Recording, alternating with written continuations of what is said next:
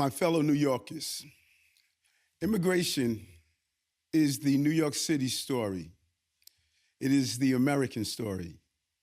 It is the story of those who boarded ships to reach these shores, the huddled masses yearning to breathe free. For centuries, immigrants have made that remarkable journey, that leap of faith, searching for freedom, safety, a shot at the American dream.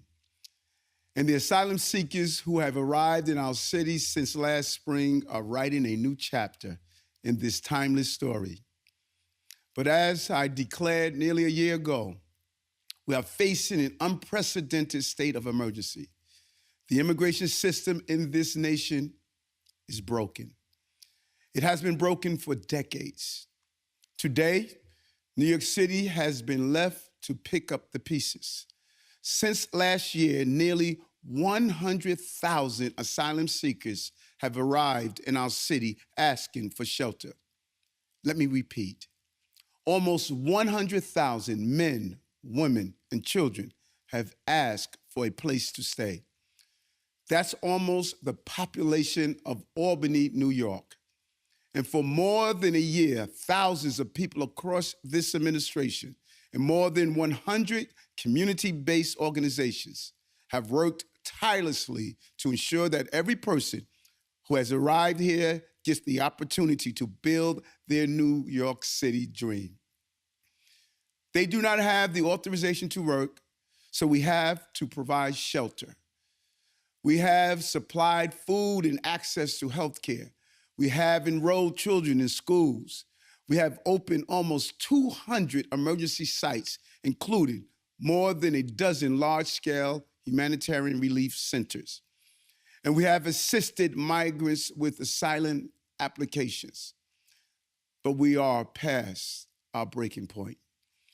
New Yorkers' compassion may be limitless, but our resources are not. And our partners at the state and federal levels know this. We continue to face impossible decisions about allocating our resources. And that means a lose-lose for our most vulnerable New Yorkers, as well as those seeking asylum. We saw the effects clearly last week outside the Roosevelt Hotel. Adult asylum seekers were sleeping on the pavement because our shelter system was full. I went again and again to speak with the men there. It broke my heart. It breaks this city's heart. Asylum seekers come here in search of a dream, not a nightmare. They come to work to contribute to our city and our nation's success. But the scenes outside the Roosevelt may sadly become more common if we don't get the support we need. Our city is already facing a severe housing shortage on top of trying to find space for our new arrivals. We have repeatedly asked state lawmakers to assist in building more affordable homes, but they have been unable to pass any meaningful legislation. And the costs have grown from our earlier estimates as more people continue to arrive. This is not sustainable. Let me put it in perspective for New Yorkers. For each family seeking asylum through the city's care, we spend an average of $383 per night to provide shelter, food, medical care, and social services. With more than 57,300 individuals currently in our care, on an average night, that amounts to $9.8 million a day, almost $300 million a month, and nearly $3.6 billion a year. But this is the floor, not the ceiling. This is only an estimate if the number of migrants in our care stays the same over time. It is clear to us, however, that without policy changes, the number of migrants arriving will continue to grow. This will increase our costs.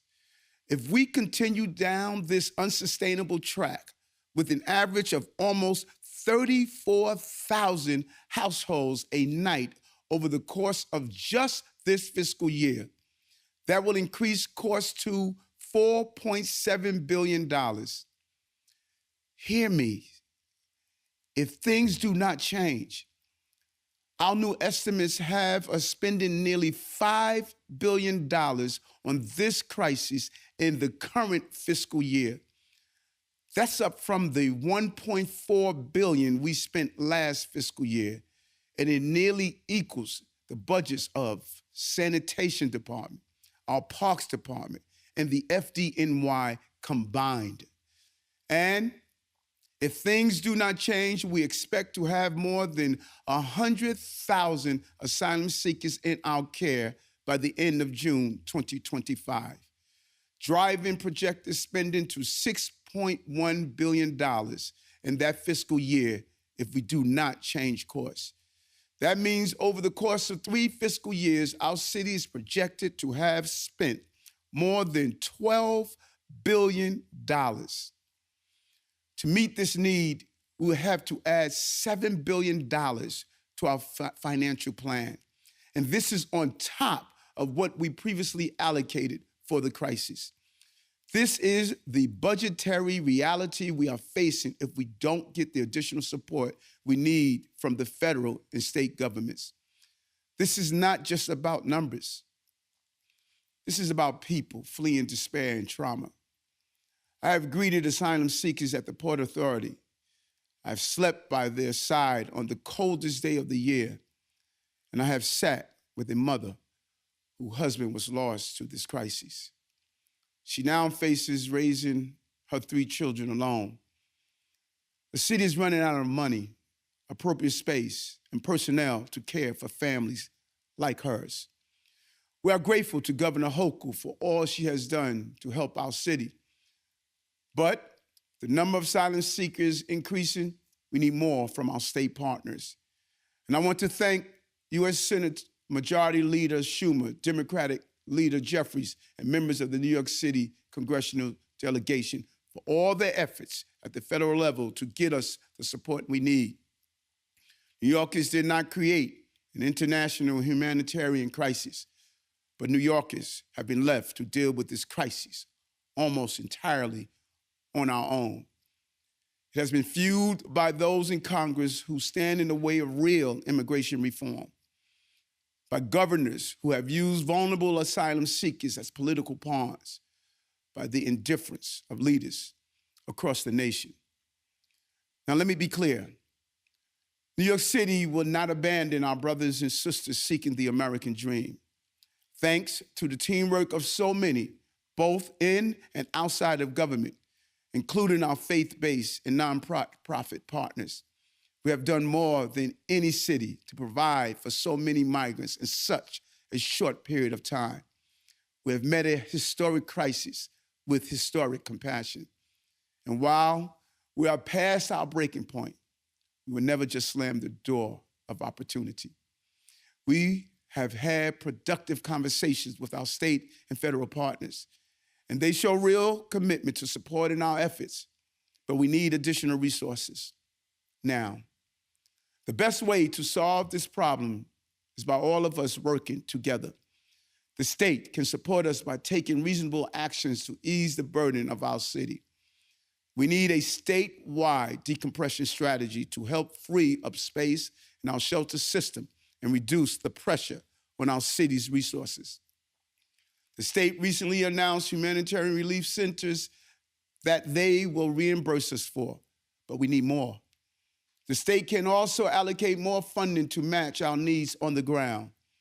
And we are willing to work with every locality across New York State to provide support for asylum seekers, because they need to play their part, just like Buffalo, White Plains, and others have.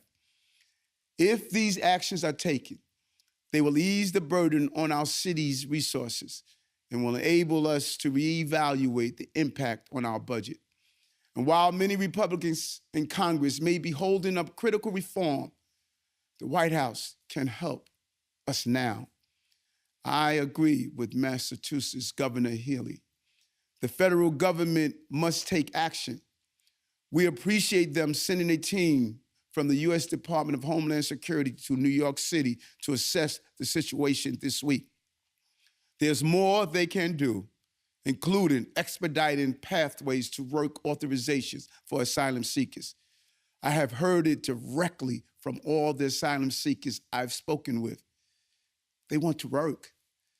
There's nothing more anti-American than not letting people work. Imagine the boost to our nation's economy if we were to fill the hundreds of thousands of jobs that need workers right now. It's the right thing to do, and it is smart economics. We're also asking the federal government to declare a state of emergency. This will allow federal funds to be allocated quickly to help address the urgent challenges we face. Additionally, the federal government needs to provide more funding to match the reality of the costs on the ground.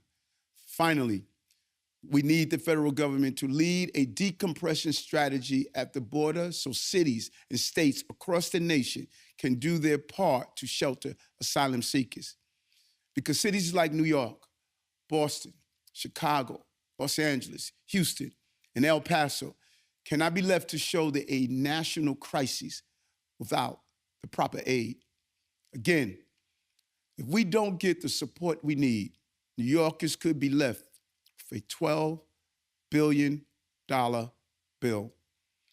So, while New York City will continue to lead, It is time the state and federal government step up. We will continue to do more than any other city or level of government in the nation to accommodate asylum seekers, because that's who we are, a city of empathy, of compassion, and care. And we know in the long run, asylum seekers will contribute to our strength like so many before them. They have already begun to make homes, to give back to their communities, to become New Yorkers. As President Obama has said, we were once strangers too. 40% of all Americans can trace their heritage to Ellis Island right here in New York Harbor. This city and this nation have been shaped by those who we have welcomed. Immigrants are our friends, our families, our neighbors. They are the hardworking New Yorkers who make life here possible. This is the magic of this city. People of all backgrounds living together in one place. New York City remains a beacon for all who come to our shores. And we will continue to uphold these values and reach out a helping hand to those in need. This is the New York City way. It is time for that to be the American way again.